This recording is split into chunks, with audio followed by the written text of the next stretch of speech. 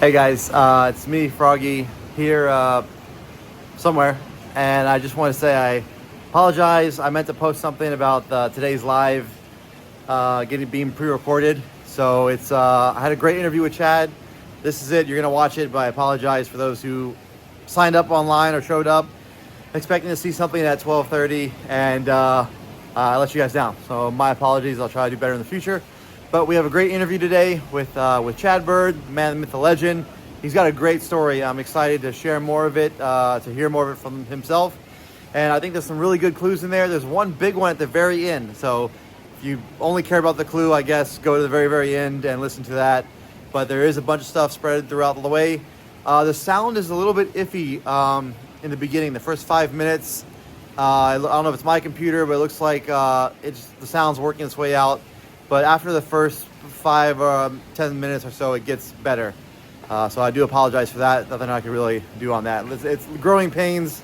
I guess I'll invest in a sound system going forward. All right, guys. But yeah, hope you enjoy it.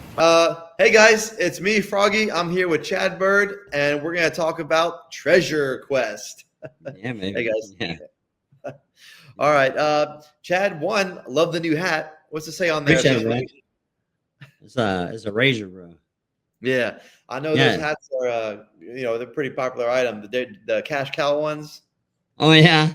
No, I like wearing those. The farmers definitely love them. I mean, whenever I show up on farm, especially like a really crisp, clean white hat, and they're like, "Oh man, like this guy doesn't work," So it's always fun. I mean, farmers are some of the best people on earth, man. So I mean, it's we wouldn't be eating anything without farmers, right? We need them. yeah. I mean, whether you're a vegan or full on, let's eat everything that it moves or squeaks. I mean, like me, you know what I'm saying? But we need our farmers, man. We That's need great. them. We need to love on them, and I don't think they get enough respect, to be honest with you. So. That's good. And so, speaking of farms, you're back and forth, still Australia a couple times, Oh, right? absolutely. Yeah, yeah, absolutely. So yeah, so I just picked up three new farms in New South Wales to do. I got a farm in Victoria that I'm working on right now. Um, and then we have the big Blackwoods project that's in WA. That's Western Australia. So it's about 2.5, 3 hours south of Perth. So a big project. It's pretty much the largest project in Australian history. Obviously, we have to go through all the permitting and a lot of people don't know this, but like in Australia, uh, they have um, they have what's considered the First Peoples, which are Okay. like the Aboriginal folks, and Yeah. they had there's like multiple councils that you have to go through. Obviously, it was a British colony that came. British came colonized it. You know, yeah, hundreds of years ago now, but now they've kind of given a lot of the land use back to the First People, and so Nice. they have to like make these decisions. But yeah, man, the Australian dairymen, there's only about 1% of them that use what we consider what's called confinement housing, but it's like basically where the cow has a house and she's, not exposed to the elements. Her feed regimen is managed. She just basically lives a glorified princess life, right?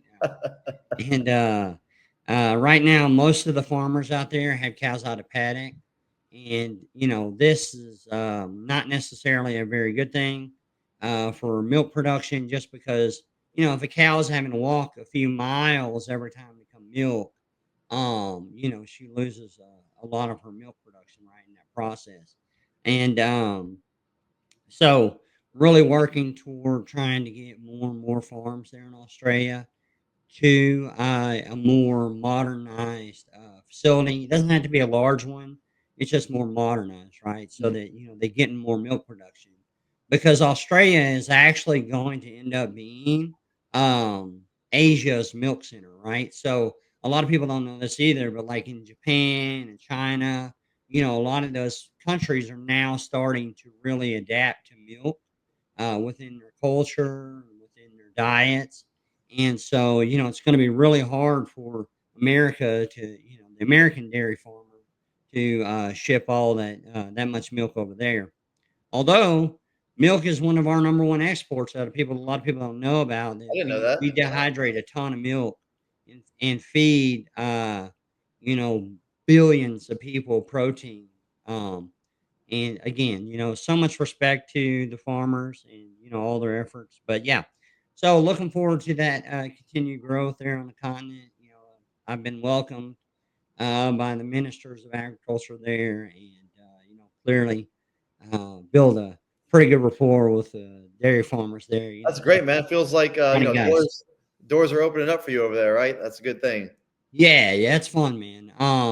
Yeah. So, but it's important because like it is what has provided me the ability to have more freedom, right? Instead of working for somebody, I'm starting my own company. About 5 or 6 years back now. So Well, congratulations on that for starting your own company and being your own boss, right? I know it's not yeah, all rainbows, but yeah, it's no, good. definitely not. Yeah. I mean, you lose hundreds of thousands of dollars right off the rip just, trying to, make a name for yourself. But yeah, man, yeah, definitely, if there's anybody out there that's a dairy farmer that watches, or it's a treasure hunter, always reach out. I mean, I have lots of experience and would like to help them. So There you go. You heard it right here. If anyone, any dairy farmers are interested in like confinement housing, is that what they're calling it? well, yeah. So basically, we put them in freestyle barns, or even if they want to update their, milking parlors or Mhm. anything like that. I mean, you never know, right? I mean, aside just making it very clear, like I'd gladly help. Especially if you're here in the states. Um, it'd be real easy just to come out and do a farm consult. It won't cost you anything, and just kind of walk around and see, what kind of inefficiencies. No charge farm consult. You can't beat that. Absolutely, yeah, and I'll come to you, wherever you're at. So That's 100%. Hey, so I don't know. I don't know that much about Australia. I've never been. I just hear, people make the jokes about a bunch of dangerous wildlife in Australia. You got any stories of running any wild creatures out there in Australia? Well, what's funny is like a lot of people don't know this, but koalas are actually mean little critters, right? They're actually really mean. Like people like they think, oh, this is all cuddly and fun. Yeah.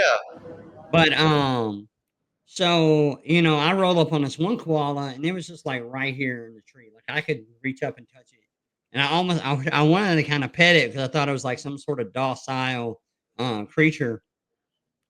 And my mate that I was with, the Australian liaison that I had, he's like, "Oh, no, no, no, no, no, mate, don't do that, mate, no, no, no, no." He's like, "Number one, they carry diseases, and number two, they will slash you." Oh, really? Like, yeah, like they. You got to think these things basically stay high all day long, right? They sleep a lot, like, and then when what they eat, the things that they eat, in a lot of ways, actually make them kind of sort of be loopy type They're things, just tripping out with sharp nails all day long, And huh? for real, exactly, right? And really another funny story about there was like there's like over 8 million kangaroos in Australia, right? Ton Right. of kangaroos everywhere, right? Roos, and so the first trip over there, I'm like driving around. I traveled 4,000 miles on the continent, right? In a few weeks, going farm to farm to farm, talking to the ministers and stuff like that across the entire continent, right? That's another thing that people don't realize is that while Australia is Australia, they have different states, right? That are kind of like countries. So they have their own rules and their own Mm. ministry. Like this, it's like it basically be like going from America to Canada. Okay. A Okay. little bit, a little bit. Not exactly the same because they are still governed, a British Commonwealth. But in the end, yeah. So we're traveling all across Australia, and I don't see a single kangaroo. Right? And so this guy, and somehow, I always have a little fishing hook on my hat. And somehow, when I was traveling international, I made it through.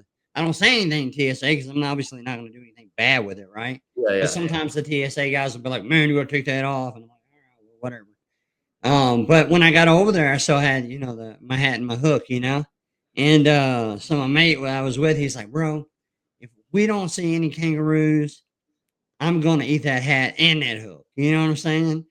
And so about 2 days before, getting ready to leave, we saw 3 roos just sitting on the roadside. He said, "There they are, mate. There they are, mate." And I was like, he's like, "I don't have to eat your hat." But I saw 3 out of 8,000,000. But, man, it's amazing over there. The wildlife is amazing. Like, you go to Petco or you go to these, pet stores and you see Yeah. cockatoos and, like, these conures and all these birds that, we spend, hundreds of thousands of dollars on here in the States. Well, they just fly over there like flocks. Really? Like, yeah, I mean, like a cockatoos, they'll just be like, I don't know if you ever seen a big flock of like blackbirds or Yeah. whatever in America. Yeah. Yeah, that's like that there. I mean, it's insane. I'm like, bro, like, look at all these animals. Like, obviously it's illegal. I wouldn't do that, but Yeah. you just think in your mind, like, why are we spending $2,000 on a bird when they're just flying around here? And one of the neat things, the ibis bird, they Which call one is those. that? What does it look like? So it's like you just have to look it up. So it's called Okay. an ibis. Excuse me. But they call those bin chickens Okay. because Big they're chicken. everywhere. Yeah, and they get in the trash bins. So they call them bin chickens. Like, oh, this is a bin Big chicken. chickens. Yeah, but like, you'll go and you'll see like a hotel named the Ibis Hotel, and then they'll have this big picture of these birds, I'm talking about here in the States or even in Yeah. Europe somewhere. But yeah, over there it is called bin chickens because they just throw trash everywhere and stuff. So yeah. Definitely neat, man. And with regard to like dangerous snakes or tarantulas, and that, I haven't really seen that. But I mean, like the farmers talk about it Yeah. because it can be a problem for the cows. Yeah. But they take the measures they can take, and so yeah, definitely a neat place. I would encourage anybody to go to Australia at least once.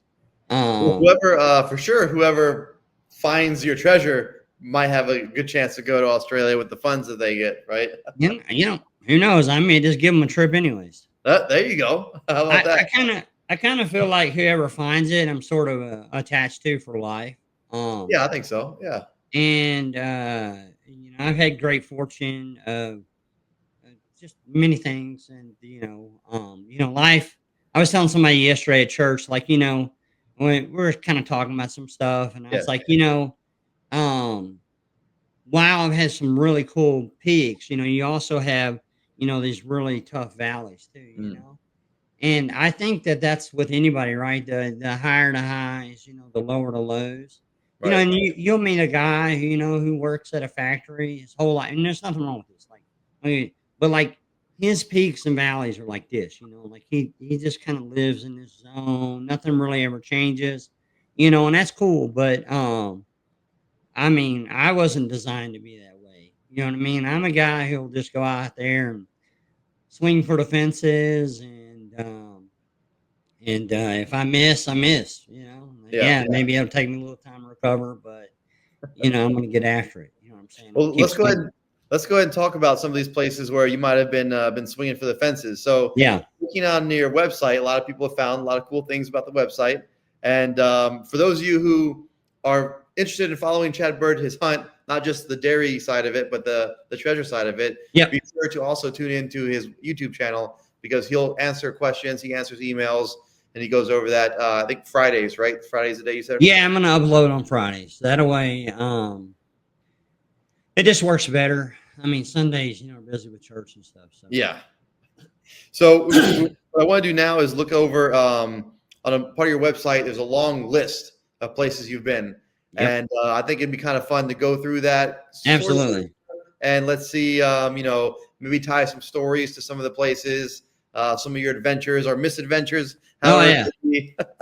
yeah. All right, so one of the first ones on here is going back up here is Brookston, Texas. So am Yep, I saying that right? Brookston absolutely. town. So that little town is still there. It is just west of Paris, about 10 or 15 miles.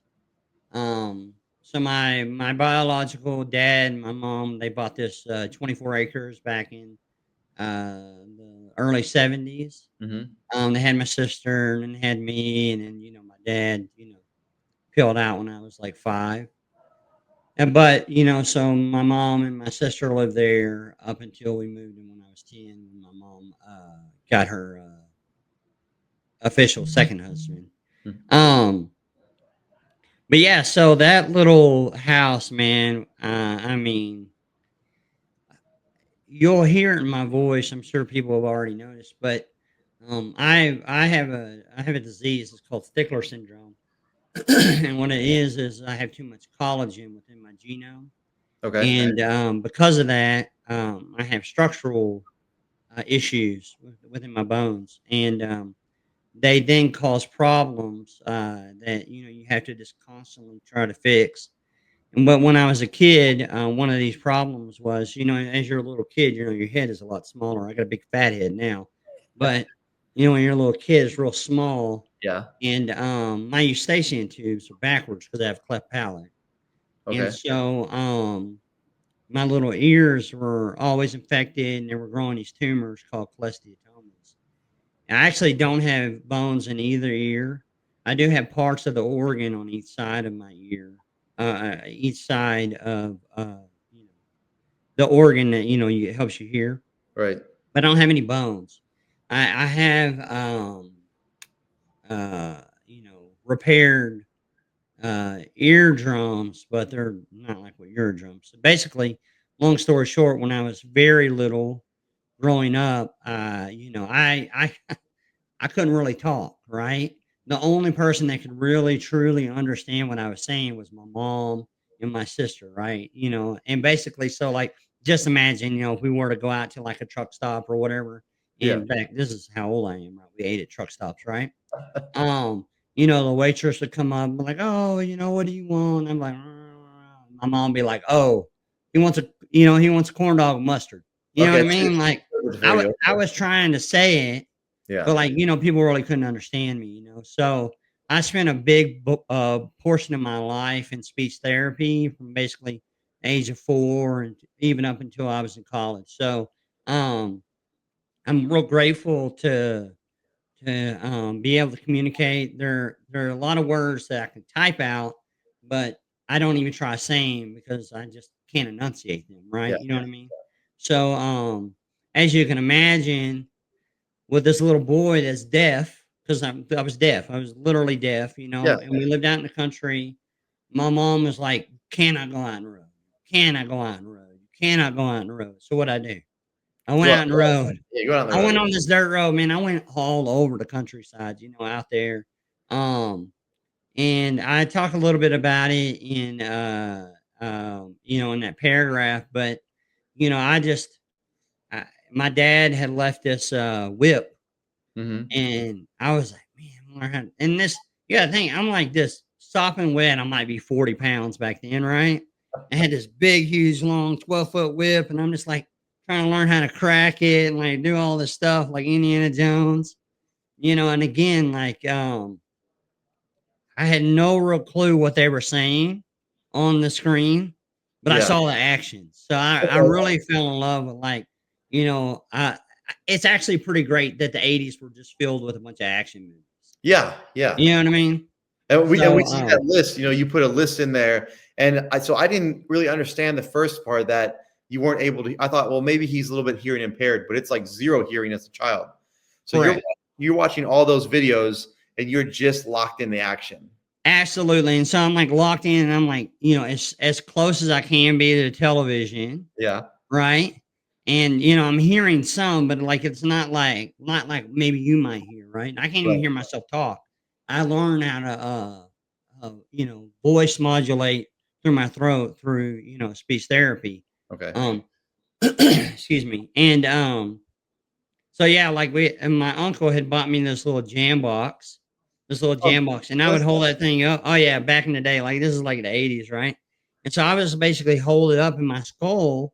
It would pick it up. I would be able to vibration. hear things Okay. because my skull was then transmitting those sound waves to the organ that was Yeah. in my ear. So I mean, I definitely was able to like listen to music and stuff, and And the closer I sat to the television, I could pick up some stuff, But as far as like actually, understanding what was happening and really being able to communicate, it wasn't very good for me Mm. personally. And the education system sort of failed me in a little way because back then they didn't really have the resources to like, okay, this is obviously a challenged kid. How do how do we bring out, his, potential intelligence and then, educate him, So I missed a ton of stuff like, sentence formations and but long story short, I don't really I'm not upset about it because like that's just the cards I was dealt, and so that's what I was even saying, like, and that's why I'm the kind of guy who, just go out and, swing over the fences. What do I have to lose? I have nothing to lose. Yeah. I've already, when you go through a trial or you go through a bunch of trials, it kind of makes you, it really gives you that, those calluses to where you can do more work. You can try bigger and better things type thing, And so that's kind of what got me into crypto, to be honest. Like, I had no idea. Like, Do you I mean, remember, do you remember the very first time you heard about it, or oh, do you? 1000%. All right, you can share that story. Yeah, yeah. So we're talking 2009. I used to listen to a guy named Max Kepler, and he was on RT, which I mean, I'm not a Russian propagandist, by the way. Okay, it's just Max Kaiser. I said Kepler. That's my sports guy. Max Kaiser would talk about how Bitcoin would be the future, and I started like researching into it, and I was like, all right, well, I'm going to give this a shot. Like I said, Swing for I the mean, fences, right? what could it That's hurt? it. Swing for the fences, right? Yeah, exactly. So I went out, I set up my first server in the kitchen, and yeah, man, people thought I was strange. They thought like, I bet. what? They were like, man, you were an idiot. You know, like You had to you're buy all so the parts, dumb. right? I mean, you had to invest in computer parts to buy all that, right? Oh yeah, no, it wasn't just the computer; it was the electricity I was using. Yeah. In the end, I was using $300-400 a month in electricity Back to in mine 2009, something right? that had nothing to do with anything. Just kind of believing that the fiat system that we're in Yeah. is kind of ending, and that actually really correlates a lot with Forrest because he lived a lot of his life Right. kind of anti that, right? That's why he, found treasure himself. Like a lot of what he had was things that he found. And I think you can feel the vibes even with like JCB and even some with Justin. Like I think sort of all of us that were in that time period who were kind of keen on it, um, had a lot of distrust of the government. Mm, Not necessarily the government. Like I'm very thankful to be American first mm. and foremost, but I mean just like our spending policies. Yeah. Right? You know what I mean? So, and we wanted a way to insulate ourselves from those dangers. You know what I mean? So I've always been a gold bug. I've always been a silver bug, and so it just made sense to Platinum? just Did you add ever get Bitcoin. into platinum? Some people do platinum. Did you Oh ever do yeah, that? yeah, man. Yeah. Any precious metal, in my opinion, doesn't hurt. Okay. I like to wear it. I like to buy it. I just like it. You know what I'm saying? Because like when you go, like for example, you go to India, a lot of people wear their wealth. Yeah. Like, a lot of it is, like, when they're over there, like, they're wearing their wealth, So, I don't know, you kinda Oh, can you hear frozen? me? Yeah, Oh, go yeah. ahead. First. Okay. All right. We're Yeah. good. We're back. Wait. Okay. So for those of us keeping track at home, started in Brookston, Yep. outside of Paris. So 2009, when you first got into crypto, where on this list were you? Do you remember where you were Paris. living? Paris, Texas. Paris. Okay. Okay. Yep. We had a little house, right there off Cedar Street. Okay. Yep. And then, so it's interesting to see the early on we see a Frenchtown, Montana. How did that Yeah. come across? Where'd that come into play? So my mom's official second husband, thought he could be a saddle maker. And he dragged us up to Frenchtown, and ended up, uh, drinking more whiskey than he did making saddles, Making right? So my saddles. mom, Okay. yeah, he didn't really make them. So, but it was strange because we lived in the only house in a trailer park. Okay. Okay. And so, like, there's just a ton of stories that go along with Frenchtown. Again, still like in that phase of my life. I'm only 10.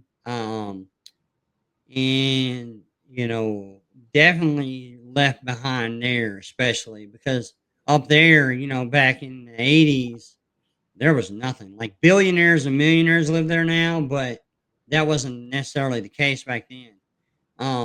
It was we were very isolated. Hmm. And while Missoula was only maybe 5 or 6 miles away, being kind of stuck out there was definitely a trippy part of my life. But that added to my sense of adventure, that's for sure, because right behind our house was there in Frenchtown, you could cross the highway and there was this huge basically mountain range right behind us.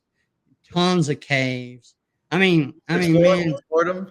what's that? You used to explore them out there. Oh, that's all I had to do. Like, yeah, when you were a little kid, would you want to be friends with a kid who can't even talk, or would you want to be friends with a kid you can communicate, right? So I Yeah. was pretty much just all by myself, And so, I had this I say like I went and raked a bunch of leaves for this one guy, Yeah. and saved up like $6 and went and bought myself a bicycle, like Oh, then you were mobile. You could go wherever. exactly. So I travel all over. I would like write down because I could write. I learned from my sister how to write. Right, and my sister took time with me to help me write real well. And I would just like write down. Do you have any jobs? So I made like this little placard, and I would go up to people's houses. And I would knock, and I had this little thing where I real big letters. Do you have any jobs? And man, I'll tell you a quick story. So, one of the things that one of the jobs that I did was the lady had like this 12-acre field. Yeah. Okay. And it was kind of dissed up. And she told me she would give me a nickel for every 5-gallon bucket that I brought back with that had rocks in it. And I thought, okay, cool. I'm doing some quick, for whatever reason, math's always clicked in my head. And so I'm doing some quick math. I'm thinking, all right, man, if I do 20 buckets, this I can do X amount, da da da. And I realized I might be 45 pounds sopping wet at this point in my life, right? So I'm carrying this bucket back. And so I make the mistake that a lot of people do. You ever seen that video where people race back and forth? Yeah. And so the guy starts here is the guy who ends last. Yeah. So I made this mistake, but her point was is that I'm not going to pay you all of it until you get the job done. So this is 11 acres, right? My wife brings this up all the time. She's like, "That lady's horrible. She took advantage of you, whatever." I was like, actually, it was a good lesson for me to learn how to like go price a job. Yeah. I learned that later in life, That's a right? valuable skill, pricing a job. Exactly. So here's this little kid out there picking up all these rocks and putting in the bucket and bringing them and dumping them. I cleared that whole 11 field. I think I made like $17, and Which that was back a lot. then, yeah, that was. Yes, Do you that remember was what a you lot of money, man. And but yeah, I just did all that I could do. But in my off time, I was exploring all those woods and, really in the depths, if you will, of Montana. Like, it's the wilds, right? There's nothing there. We had this little bitty trailer park, right? That are where I lived. There was only one house there, and it was mine. And then all surrounded us was just wilderness, right? And so, for a child? um, Is it a shock the weather, like Texas weather versus Montana weather? Like, do you remember the winters? Were they really bad or anything? well, what's funny is that Texas actually, Paris specifically, especially, we do get all 4 seasons. And so, Because in right, both, right? yeah, right before we moved, we actually had a blizzard. Yeah, and so so it'd be like 87. Okay. We had a blizzard, and man, I'm talking about feet of snow, right? First time I ever built like a snow fort. Man, just imagine just a little Chad bird out there. I never came inside. I'm surprised I didn't get hypothermia, die. You know what I mean? It's amazing that I made it. To be honest with you, think Yeah. about it. You're in the wilderness. You're deaf. You have no idea so I'm just clueless. I'm just like, I'm just like in my mind. I'm just, Mountain lion stalking you the whole yeah, time. who knows?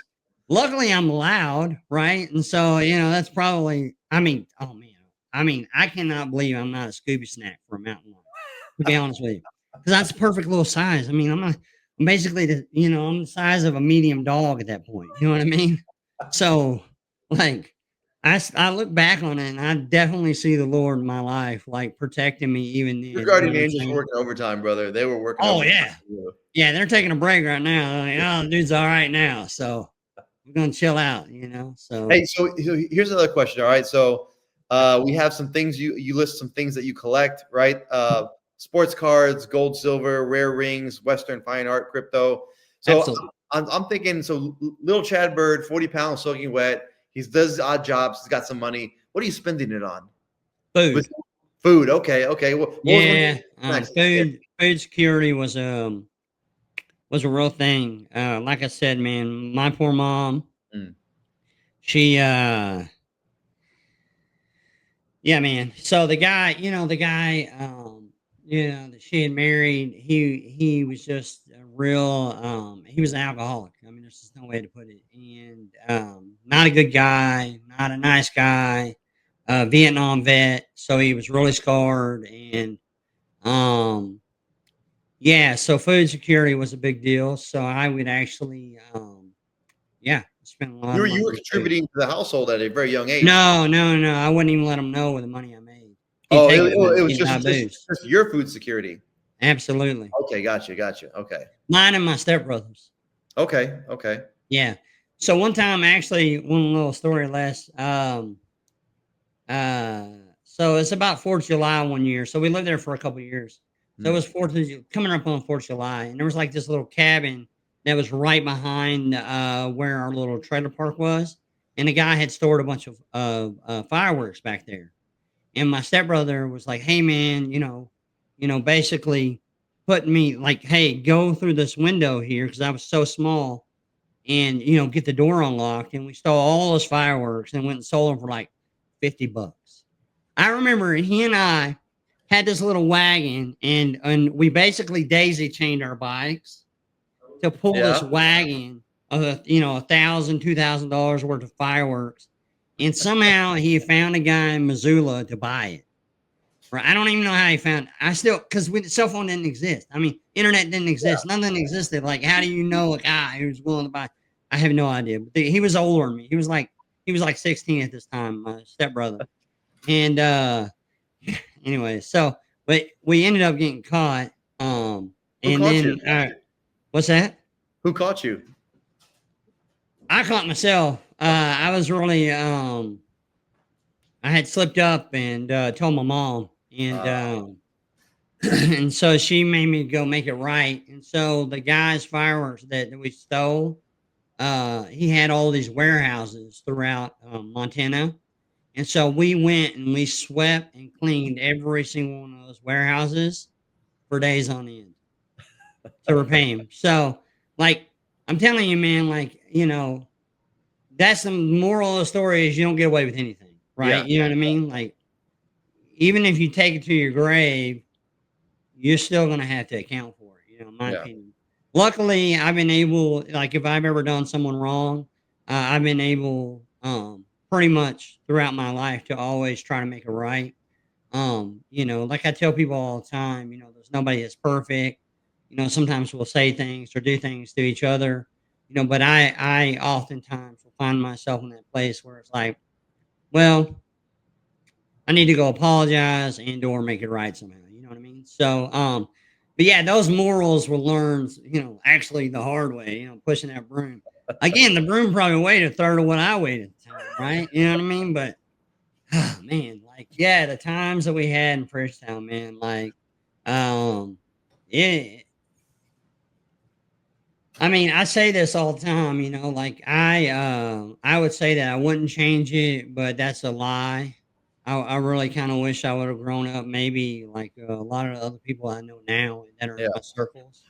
But I don't think I would have had as much character. I don't think I would have developed into the person I am now. So Yeah, all that's a foundational to making Chad Bird who he is today, you know?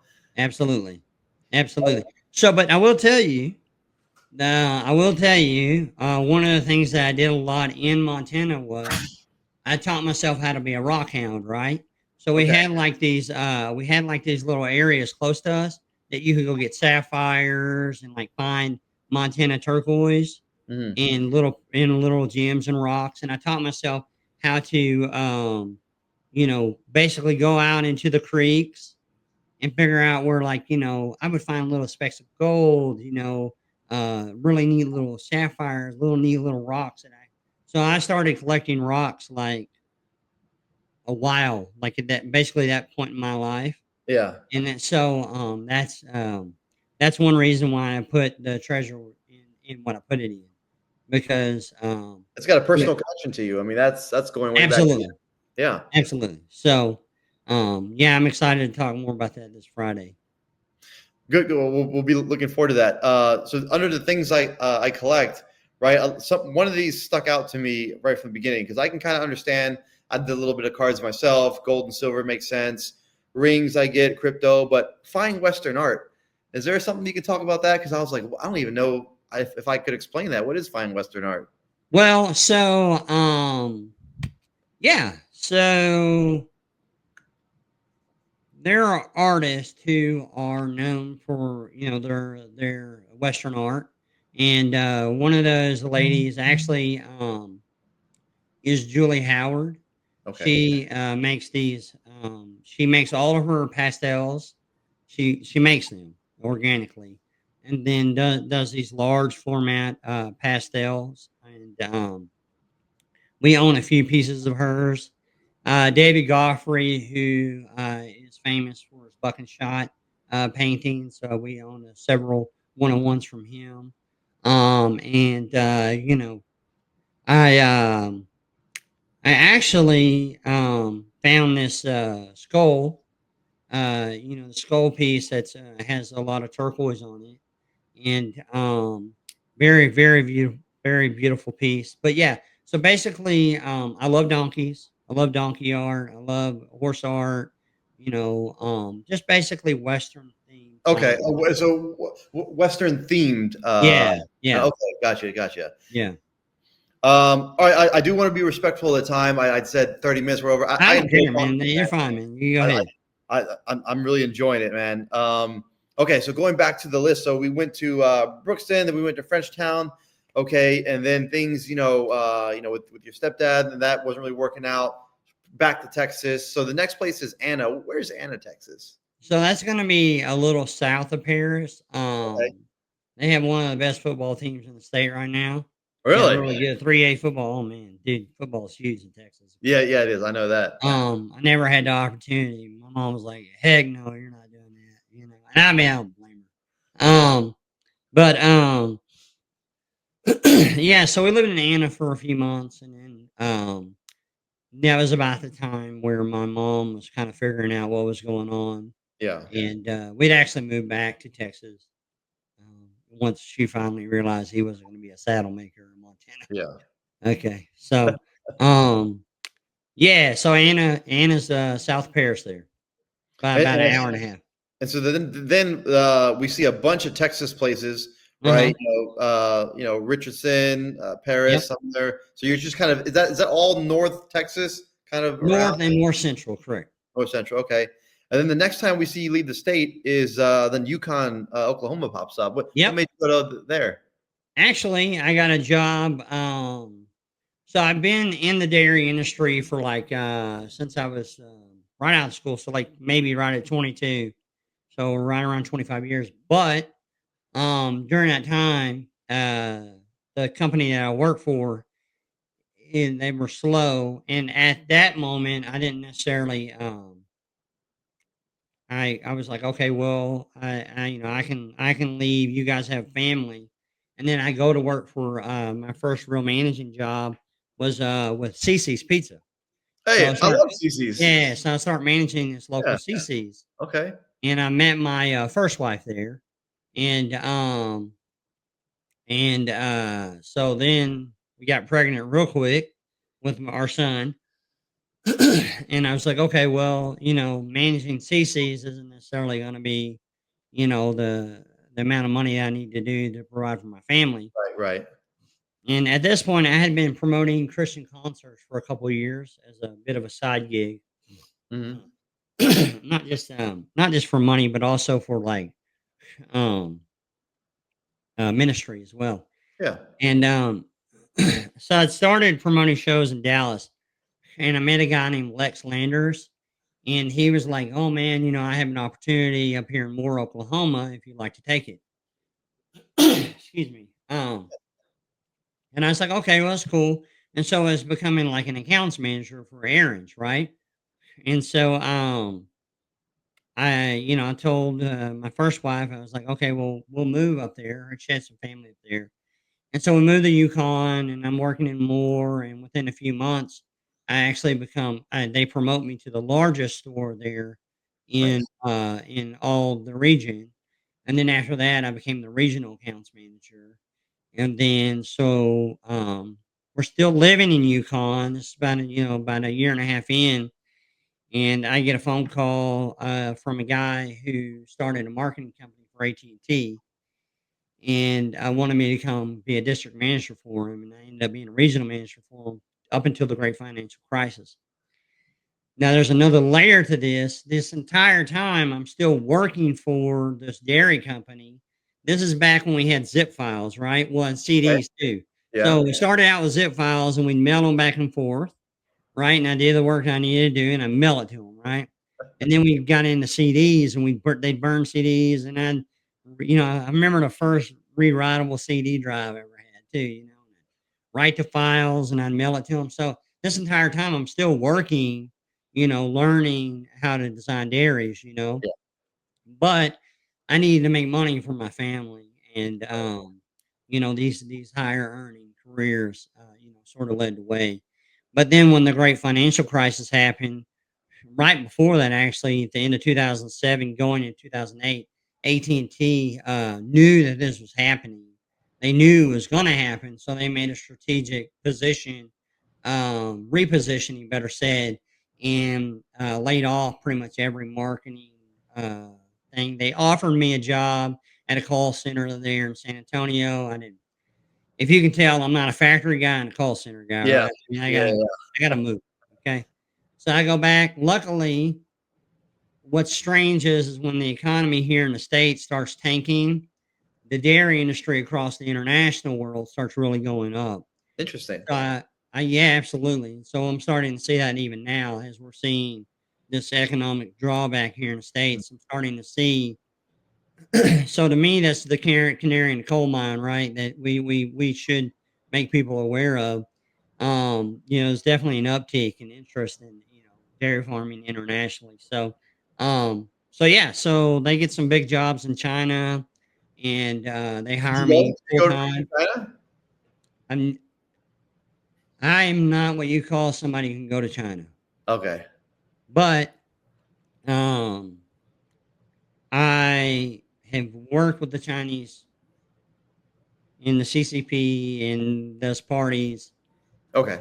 a lot. But and train their delegates that came over.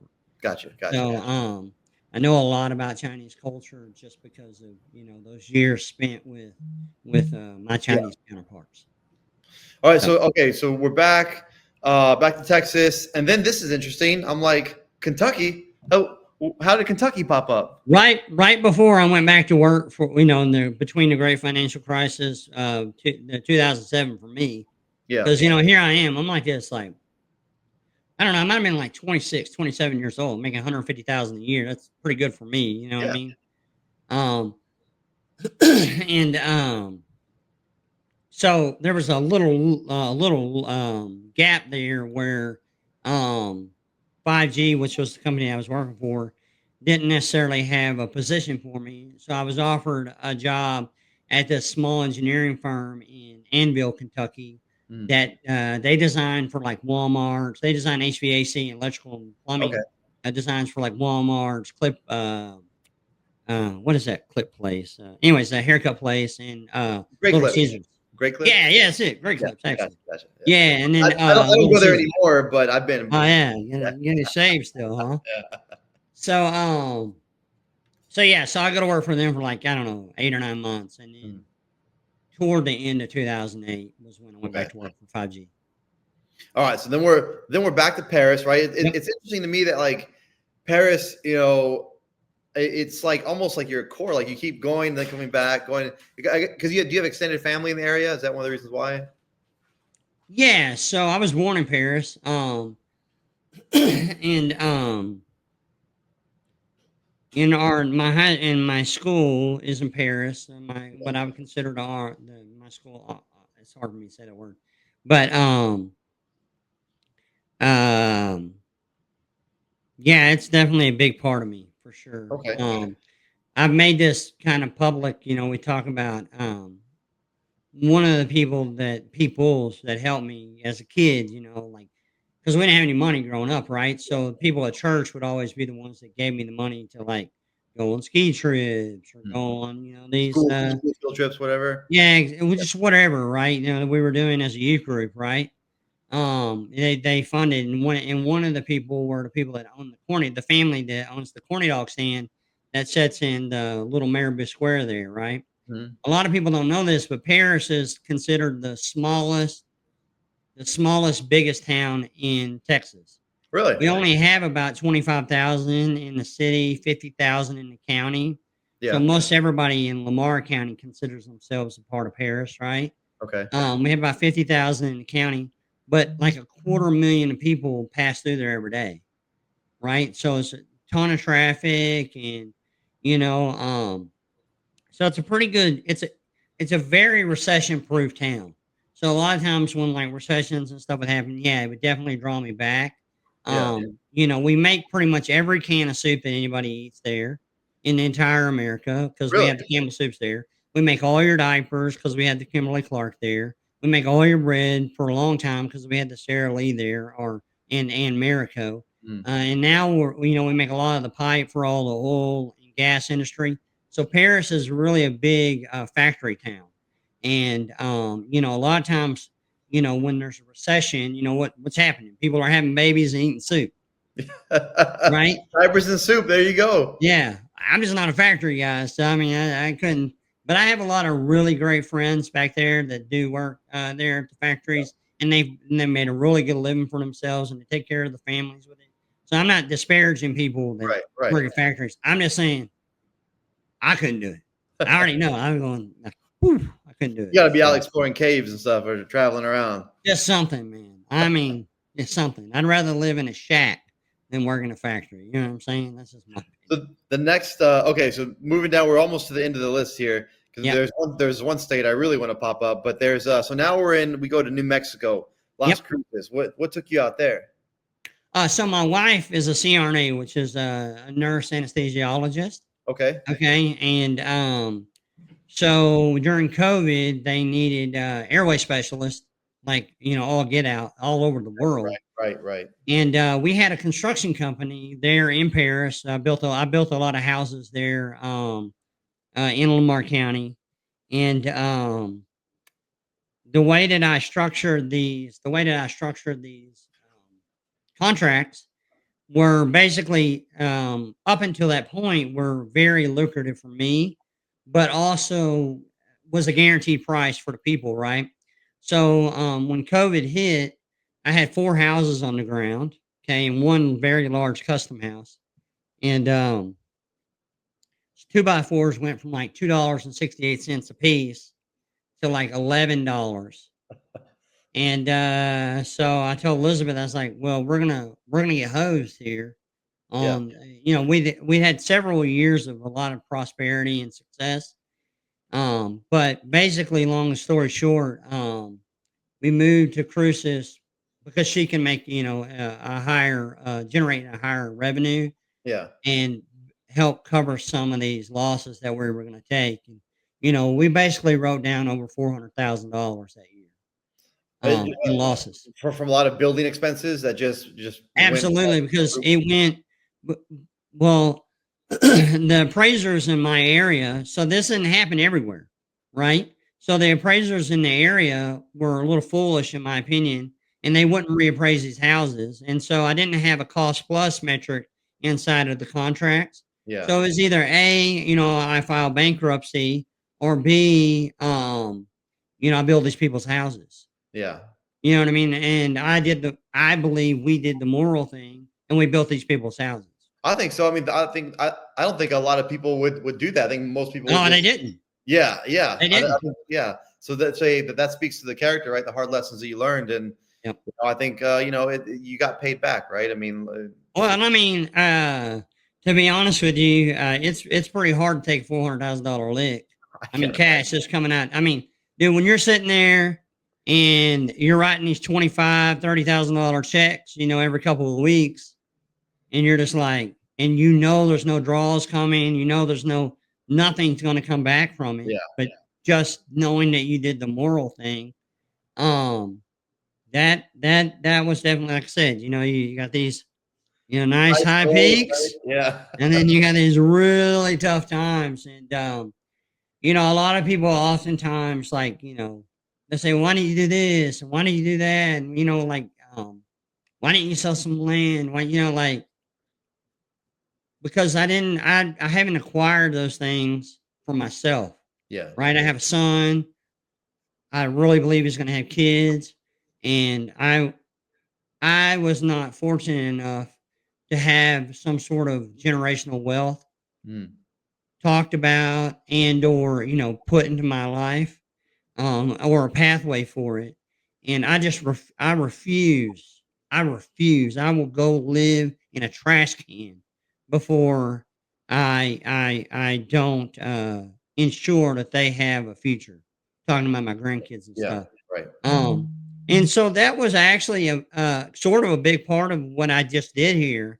Was I'm actually taking something like this is, but when I talk about Forrest, literally thinking in his mind, okay, hey, I mean, he could have given all that stuff to his family. He could have Yeah. given his daughter, Shiloh, anybody else that was his friends, right? But he still wanted to give a piece of himself back to potentially start a new path for that person, that family. I mean, I'm not going to judge Jack because I don't know the guy at all, right? I have no idea what he's done with it. I know that Justin bought it all. There to me is a bunch of sketchy stuff in there too, that I'm not really comfortable with, just from a moral, personal side. But um, in the end, I really feel like Forrest, what he did was he did this to not on like he says it. He says it. Hey, I did this for the guy who had a pickup truck and was living in a trailer. And I mean, he did it for somebody to go find to change their life, right? So that's kind of what I'm doing, right? I really want to throw that stone, if you will, into somebody's pond and cause a ripple to where, I their like life that. changes too. I like that analogy. Okay, now we're coming to the end of the list. We go back to Texas again, Wichita Falls, but now we see Keene, and so everything so far in your life has been kind of Southwest, and you go with the West, Montana, back Yep. down, and then we have New Hampshire. What happened there, bud? Yeah, so again, my wife's career, she got offered an opportunity up Nice. there in Keene to come work. Again, we were still kind of healing ourselves from the COVID disaster. Yeah. And so she took a job up there. And we also were trying to figure out, we're kind of coming into the home stretch of where we know we're going to end up retiring, Hmm. right? So we're close, like, right. I mean, within 10 years of number one, Elizabeth not having to work that much, and then just kind of like settling down, if you will. So we wanted to try an area of the country that we thought, because it's beautiful, right? It's real beautiful up there. Dairy up But there we too, thought, right? Dairy what's up there. that? Dairy up there, like cows. Is there New Hampshire? Oh, there are smaller farms up Smaller. there. Okay. Okay. Yeah, they're smaller. There's a lot of Thai stuff. Anyways, They're smaller farms. Okay. They're more of the AMS robotic farms nowadays Okay. that people put in new dairies there. And I didn't do a lot of consulting there, if that was what you were asking. Yeah. But I was, I was headlong into the Australia stuff. But no, we wanted to give that part of the country a try. Right. Okay, to kind of see like, hey, because it is beautiful up there, to see if like, hey, is this our vibe or not? Yeah. And so yeah. So she works there. We were living in Keene, great town. I met a lot of some of. I actually have friends for life from that place. Lots of fun stories. One thing that I've always little struggle with actually is I'm a too much sometimes of a butterfly, and I'll drink a little too much. And, we lived in this house that was like just like 400 or 500 feet away from the bars. Okay. So, I mean, man, as you can imagine, I mean, I'm a social butterfly Yeah. anyways, right? Yeah. Yeah. So I didn't get to talk a lot when I was a kid, so I talk a whole bunch You now. got to You make know what I up mean? for it. Yeah. Yeah, exactly. So, yeah, man, just a great time, but it just wasn't the right fit. She got offered an opportunity back here in Las Cruces for the hospital that she was working at when we lived here before, more of a leadership position Mhm. within the anesthesia department. And so we took the opportunity, and a little better work life balance for her too. So, Are you pretty comfortable there? Or do you think maybe Texas in the future going back to, or what are your thoughts? It's well, hard to tell. we're still kicking the tires on it. New Mexico is a cool state. It's a really cool state. It also has it has some tax issues that I don't really like. I mean, Mm. that's another reason. That's another reason why I've done what I've done, is so that like um I really want to insulate whoever finds this um from taxation. But yeah, so New Mexico, they, with the income that we make, they like to take a chunk. But it is beautiful. I mean, like right here in my office, um, I have a beautiful view of the organs. I mean, they're just like right here. I mean, you can That's almost like throw a rock and uh, you know, hit them. But yeah, no, definitely beautiful. Texas is an easy target. Paris and Lamar County is an easy target because I love it there. I do have a lot of great friends there. I'm a way an odd fixture of the community. I mean, you could go meet 100 different people in the community, and they give you 100 different stories about me, right? All different. You know what I mean? Some positive, some negative. Well, you've got a Most name that's easy to remember, right? Chad Bird. Not too many people like would yeah. forget a Chad Bird. Yeah, very, very few names that are just 2 syllables, right? Yeah. Uh, So, sorry, yeah. Go Chad. ahead. Unfortunately, I got a hard stop at an hour, man. I could Oh, talk to okay. you all day. Yeah, sorry, sir. I really enjoyed this, Yeah, and I mean, maybe we can get together and do something like absolutely. that sometime. I mean, there's a lot more that I want to know about Chad Bird. I think there's a lot. Once this comes out, once people start listening to your Friday talks, get into the hunt.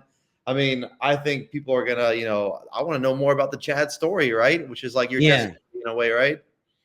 Yeah, and that's kind of the thing too. I wanted to actually ask you about yourself on, we kind of got into all these Yeah. little, rabbit Here, trails. a couple minutes before we go, I'll give you a free one. What's something you want to know about Froggy? So, like, what really got you into treasure hunting?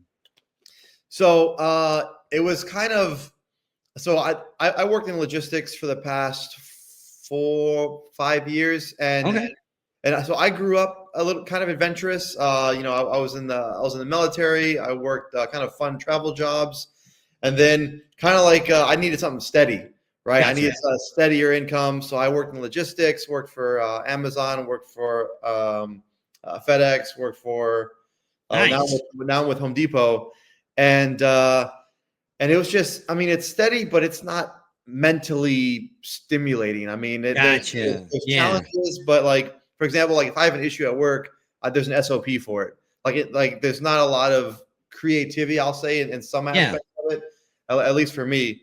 And so sometimes I'll be at night looking at Reddit, and I saw a post, some guy in New England called Project Skydrop had six gold 1 ounce coins, melted Oh, them down, nice. and constructed a little trophy and hid it in the woods with a Wow. trail cam that, like, you can Nice. go to the website, trail cam on it. And so that just captivated me. That's like, man, this is adventure. This is Indiana Jones. This is going out. This is real gold in the woods that you can go up and grab. And Yeah. so I've been Love that. since then. And this is, working on your hunt, working on Justin, JCB's. I mean, it's mentally stimulating. We're going through riddles, we're going through puzzles, and it's challenging. It's a good outlet, a creative outlet for me, I'll say. Very cool, man. Well, that's awesome. Yeah, I mean, I really want to learn more about other people too. I know people will be curious about myself because obviously there's some gold at the end of the rainbow, if you will, right? Yeah, But yeah, I think that we all have a story to tell, and absolutely. I've appreciated. I watch your stuff, and I appreciated Thanks, man. your Yeah, effort. I appreciate it. Thank you. Yeah, I'm trying to, I think there's a lot of good role models out there, right? There's a lot of good, Mike and Christy, they were kind of there for me early on. They were one of the first platforms that they had me on their show. Yep. Jenny, Jenny is Oh great. yeah, Mysterious Running. Yeah. Oh yeah. She's great. So I saw those people as like, man, these are people that are doing great stuff. And now we have Emma and Jam, right? Oh yeah. They were Yeah. inspired. They've all been great. And I know we're kind of competitive, right? Everyone's kind of trying to compete, but at the same time, there's help, right, in the community. Which I Yeah. really like. Well, yeah, I mean, you speak to different people. Yeah. I mean, we're all like I told you. You meet 100 different people that are going to tell you 100 different stories about me. You know what I mean? Like, I may not be somebody's jam. That's fine. You know what I'm saying? I may not be their vibe, but you have your own audience and your own thing. So, listen, man. I know it's over an hour here. Shoot, like I told you, I could talk till Jesus comes back. But I'll let you go. We're gonna stay in contact, and if the schedules work out, we can do something again. Yeah, I mean, people are digging into it. They're loving the website. They're loving the vibe. I'm getting a lot of good feedback about the old school retro aesthetic. Well, I'll tell you, this is only level one. I can't wait, man. I You can't have wait. two. You have two bosses to beat. Okay, two bosses to beat. There you go. For those of you watching at home, that's the clue right there. Two bosses to beat. You still have two bosses to beat, and they haven't found them. All right. So what I'm going to say is, all right, we'll just say goodbye. All right, we'll wave to the crowd.